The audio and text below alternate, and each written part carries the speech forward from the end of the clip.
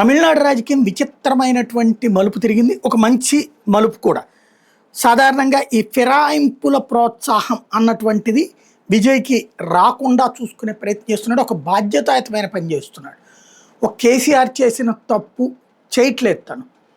జగన్ ఎట్లాగా మొండిగా ఉన్నాడో అట్లాగా కూడా కాకుండా, అంటే జగన్ టైంలో ఎవరైనా సరే పార్టీలో చేరాలంటే ఖచ్చితంగా రాజీనామా చేసి మళ్ళీ గెలవాలన్నాడు. వాళ్ళు రాజీనామాలు చేయలేదు, అందుకని ఎవరిని తీసుకోలేదు. ఆ తర్వాత నలుగురు కూడా పార్టీకి ఎలైడ్గా వాళ్ళంతటా వాళ్ళు చేరారు, కానీ పార్టీలో అయితే చేరలేదు. తర్వాత టికెట్లు ఇచ్చాడు. అయితే బట్ అదైనా సరే అనవసరం నన్ను అడిగితే. నలుగురు ఆ పని చేసుకొచ్చారు. విజయ్ ఇప్పుడు కూటమిగా అయితే మాత్రం అతనికి 107 వచ్చినాయి. కూటమిగా లేదు, సింగల్గా పోటీ చేసి ఒక 11 తగ్గినాయి. ఆ తగ్గినటువంటి సందర్భంలో డిఎంకే కూటమిలో ఉన్నటువంటి పార్టీలు కాంగ్రెస్, సిపిఐ, సిపిఎం, విసికే, తర్వాతన ఐయుఎంఎల్ వీళ్ళ నలుగురు కూడా చేరారు. తద్వారా 11 వచ్చినాయి అత్యవసరం.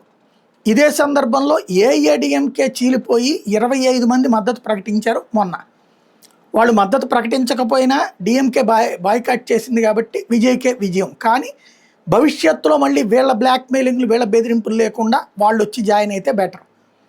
కాకపోతే 25 మంది అంటే కుదరదు.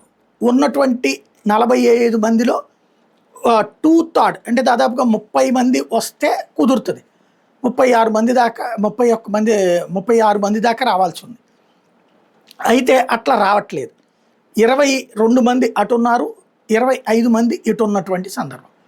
ఇప్పుడు వాళ్ళని అలాగా ఇక 5 ఏళ్ళు నాటకాలు ఆడటం కాకుండా ఒక మంచి పని చేశారు.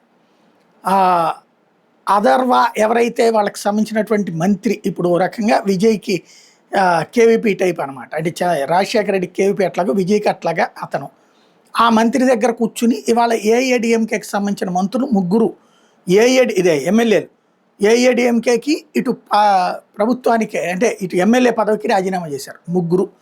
ఆ ముగ్గురు వచ్చేటప్పటికి ఉప ఎన్నికలకి రెడీ అవుతున్నారు. కుమారవేల్, జయకుమార్, సత్యభామ ఈ ముగ్గురు కూడా ఇప్పుడు రాజీనామాలు చేశారు శాసనసభ్యత్వానికి ఏఐఏడిఎంకేకి.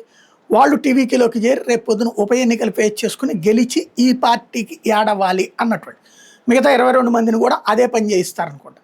అదే జరిగితే భారతదేశ చరిత్రలో ఒక అద్భుతాన్ని సృష్టించినోడు అవుతాడు విజయ్. ఎందుకంటే భారతీయ జనతా పార్టీ కూడా గతంలో అదే పని చేసుకొచ్చేది. మనకి కర్ణాటక ఇట్లాంటి చోట్ల ముందు మద్దతు ఇచ్చిన వాళ్ళ చేత రాజీనామాలు చేయించి మధ్యప్రదేశ్లో కానీ కర్ణాటకలో కానీ ఆ తర్వాత మళ్ళీ వాళ్ళు గెలిచినట్టు ఉంది, ఓడిపోయింది ఉంది. అలాంటి ఫార్ములా ఫాలో అయినట్టు అవుతుంది.